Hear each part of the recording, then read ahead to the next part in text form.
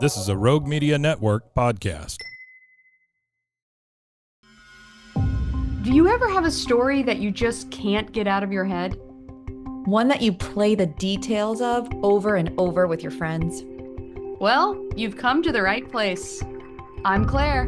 And I'm Susan. And this is Justice Pending, a weekly true crime podcast where we discuss tantalizing crimes with more questions than answers.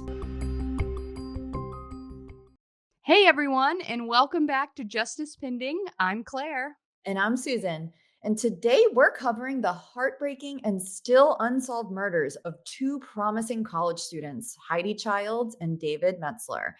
They were found shot to death at a quiet recreation area in Jefferson National Forest, and it's been over 15 years since that warm August night in 2009. Yet, still no arrests. This is one of the many cases that has come to our attention through our listeners. A shout out to Frank Shushock for sending this one our way. Heidi and David were just 18 and 19 years old, both in their sophomore years at Virginia Tech. Devout Christians, active in their church youth group, both with big plans for the future.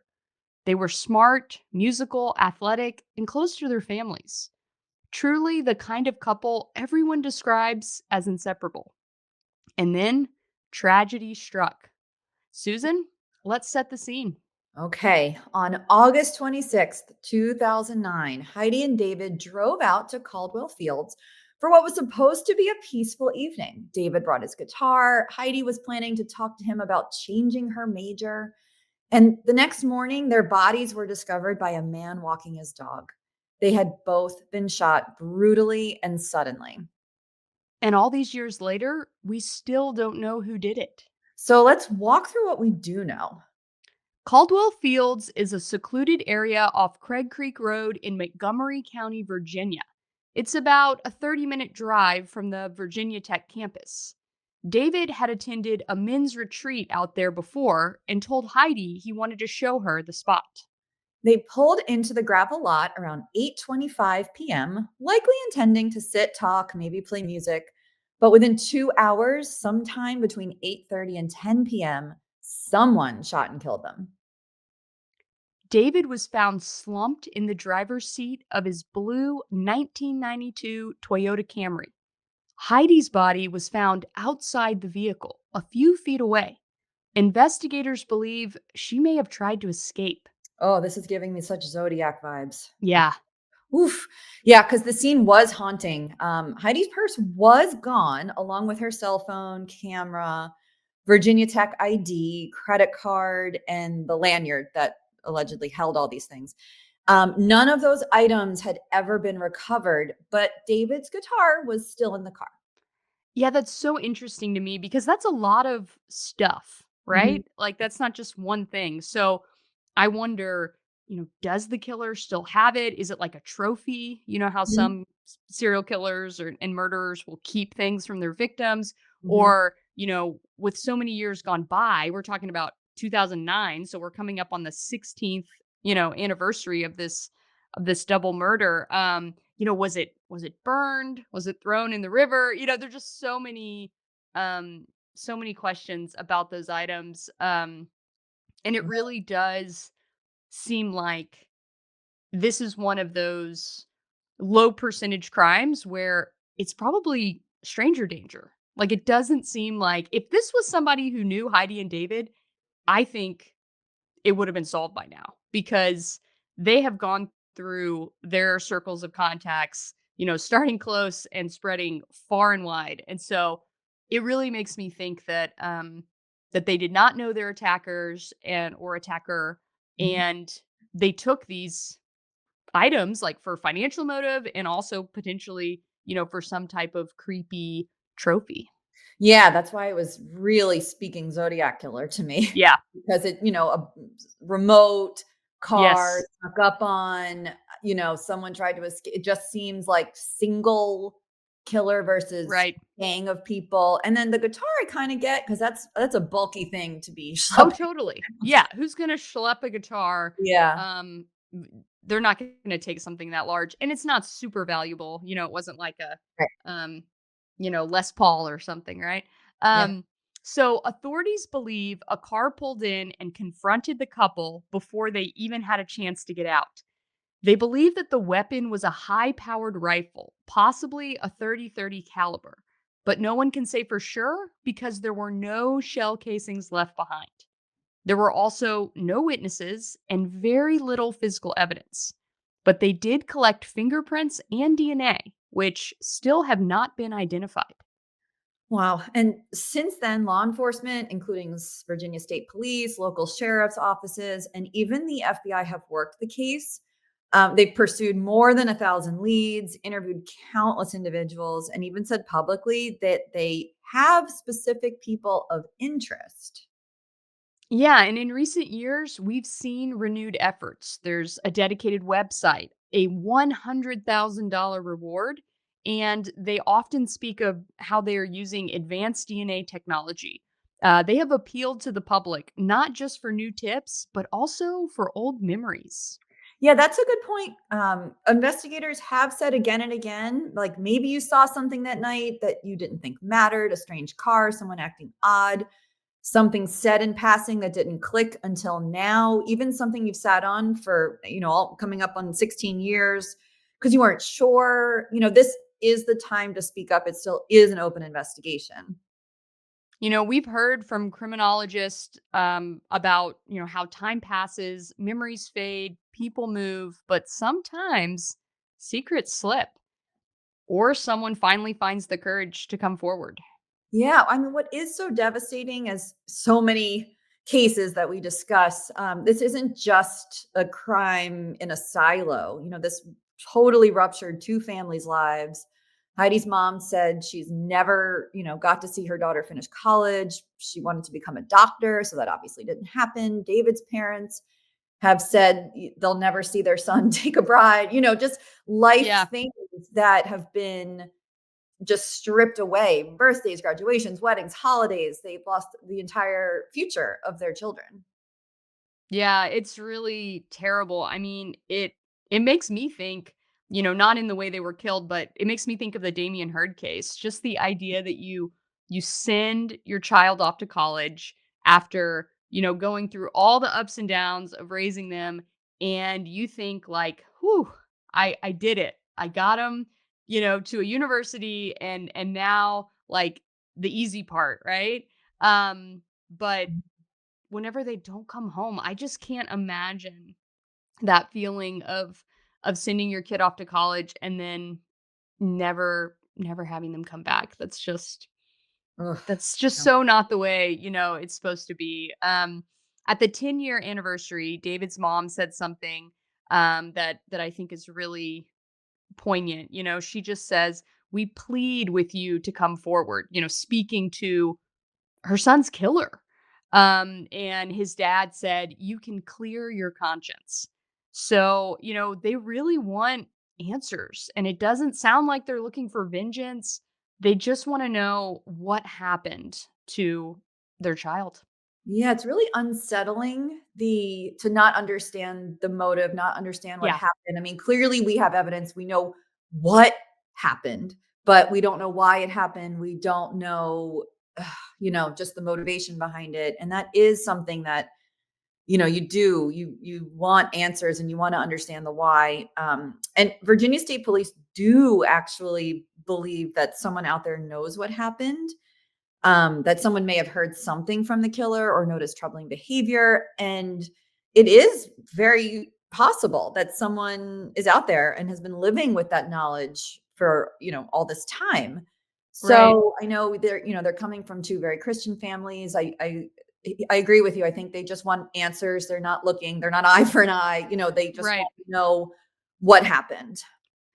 Yeah. And I mean, it's just so disturbing because these are not people engaging in risky behavior. They're not, at a location that's like known for violence. And so, the idea that they thought like they were going to have a peaceful evening in the woods, it's so creepy and so, God, just like shatters your illusion of safety. And I know like for the community at Virginia Tech, this hangs over the university. Like the students who were going to school with Heidi and David, they still talk about this case. The administrators, people really want to know what happened. And there's just this hole, in the Virginia Tech community as they and it will just remain this way as they grapple with these unanswered questions. And so, you have to hope and pray that somebody was out there who saw something, and maybe they were hiking or they were, doing um something outdoors and they didn't know, at first what they were seeing or hearing. Um, in an area like that, it might not even be unusual to hear gunshots. Um, it's just interesting to think. Going back to the uh potential murder weapon. So I looked up, this kind of rifle that they think was used because again, no shell casings. And it said that type of ammunition was commonly used to hunt black bears. Oh, So okay. it's like high caliber, like really I mean it takes a lot to take down a bear. So Yeah. that that gave me pause thinking, is this a hunter? Like, what Right. kind of profile are we looking for who has this type of gun and this type of ammunition? Right. And again, in that area, you're right. That would be maybe common Yeah. because there are bears in that neck of the woods. Um, one of the things, and it's interesting you brought up Damien Hurd. It's sort of this area of Jefferson National Forest where where the murders occurred is remote. Like you don't stumble onto it. You have to know where you're going. So this reminded me a lot of Damien Hurd and where Yeah. he was found. And so that has led many to believe that the killer might be local or at least very familiar with the area. And then you couple that with the type of weapon used Yeah. and knowing that this is a, populated bear area. I mean, it's Right. someone local that would have known what caliber rifle to use on a bear hunt, for example. This is someone, this is not the average person in the United States. This is someone Right. familiar with the area, knew the weapon to buy, knew the area to go. So that might narrow, if you are someone who is local or familiar with the area, maybe that helps narrow your suspicion of someone who could have been involved. Yeah, and law enforcement, they've made it clear they don't want people to be afraid to come forward. If you think someone close to you may have been involved in Heidi and David's murder, they can protect your identity. Law enforcement has said that they will, make sure there are ways to share information anonymously, and they will not, disclose where these tips came from. And what's key is you can still collect that $100,000 reward, even if you remain anonymous, as long as it leads to an arrest and successful prosecution. Yeah. So let's talk about some speculation for potential suspects. People have discussed, the possibility about whether a known serial killer could be connected, Mm, Susan, to these murders. Listen, I told you I got Zodiac vibes from this. Yeah. So there are a couple of them who fit the MO and who were, in the area, and law enforcement have looked at them. They've talked about how um, convicted killer Jesse Matthew. So this is the man who admitted to kidnapping and murdering two college students in Virginia, Morgan Harrington and Hannah Graham, in 2014. So authorities have shared that they looked at Jesse Matthew for Heidi and David's case. So far, nothing has been confirmed, but you've got the right age, you've got the right state. And during that, timeline, during 2009, he was not like behind bars. So there's potential that Jesse Matthew could be could be related to this case, could potentially, be the killer. Yeah, and not only that, so terrifyingly enough, there were Yeah. not one but two serial killers in the area that would make good suspects. The other is Israel Keys. He had ties to Virginia, fits the MO. He is a serial killer who chose his suspects at random in secluded areas and where he could do the crime and skip town. Oh yeah, this guy, there's so much to discuss here. We're actually going to cover Israel Keys in a future episode. So look out for more on his disturbing crime scene soon. But you should know that Israel Keys absolutely could have committed this murder. Like he was known to travel like over 1,000 miles to kill someone, Mhm. and he would just go to these areas and wait Right. for Yeah. the right victim or victims to come into view. He's killed couples before. He's admitted to it. So, And he I was even won't. as far Yeah. far afar, if you will, as Alaska. I mean, he went Yes. everywhere. Yeah, he did. So there's no limit to Yeah, where he could have gone. And he was up, on the East Coast, Connecticut, other areas, and always in remote locations. Like he loved to hide murder kits in like the woods, and he would bury them, or he'd have them in some type of hidden compartment. And so he was he's someone that really intrigues me for potentially David and Heidi's case, because it's like, how can it not be solved for this long? How are there no suspects? And it starts to make sense in a disturbing way if the suspect's not connected, if they're very practiced at this kind of murder, and Israel Keys fits all of those criteria. that's right. And we should just emphasize that authorities have not declared this case cold. They say it's very much still active. They do say tips are coming in, DNA testing is ongoing, they are pursuing leads. So it is very much still open. Yes, and that's one of those encouraging details in a very discouraging case is they have DNA. Like they actually have some DNA. They've never been able to match it. Is it the killer's DNA? I mean, obviously if it matched Israel Keys, Right. We game have over. it. Right. But because there's also just like there's DNA that might not be related to a case. So there can be DNA in a car from any number of occupants, from people who worked on the car. Obviously, they've ruled out that it's not, from the victims. Um, I hope, one day that they're able to definitively link someone scientifically. That's always like the strongest way, Mhm. to determine who committed a horrible crime, is if you actually have this forensic link. A lot of times crimes don't have something that they're waiting to get identified, and as we know from like the Golden State Killer case, and sometimes it's family DNA that'll get you. That So eventually will. um Yeah. yeah, they keep putting this DNA out there, they keep testing it, looking for new hits, as more people are added to the system. And so they are actively pursuing lots of different kinds of leads. Yeah, great.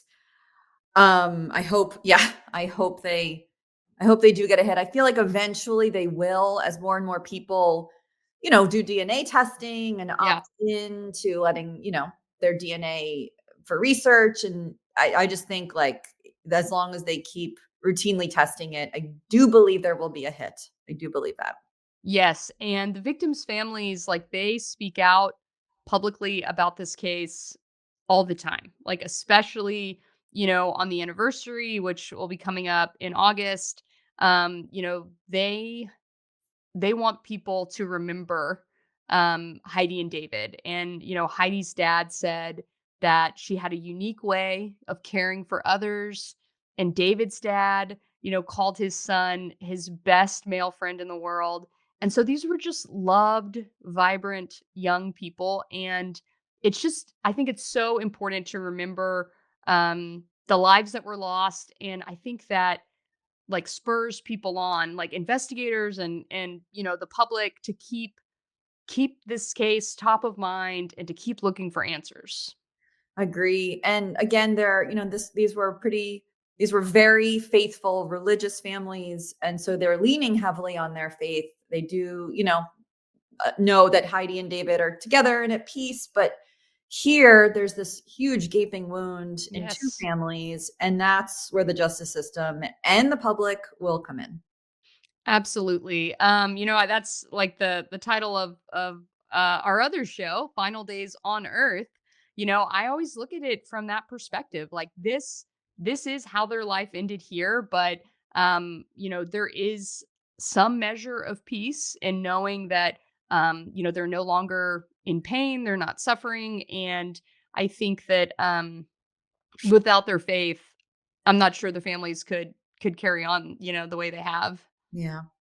Okay. So we'll include links to this case website and the number to call in today's show notes.